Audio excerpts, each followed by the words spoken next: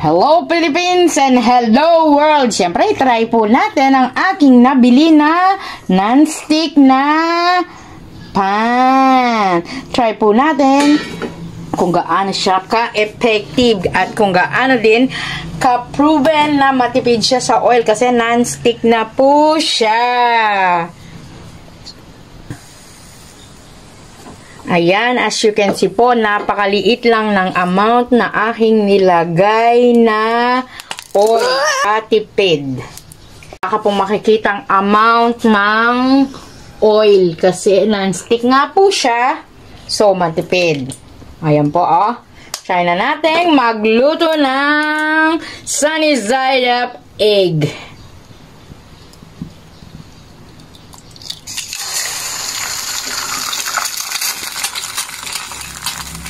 Post na din.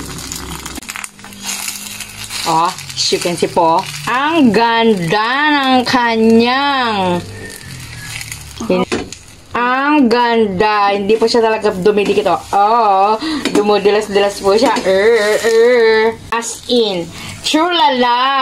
Hindi po talaga siya dumidikit. Bili na mga moms. Try na. Mura na. Mura pa to po. Ang mura ko lang siya nabili. Ayan, oh. Clipping. Ang ganda. Perfect na perfect pag gumagawa ka ng breakfast na egg na sunny side up.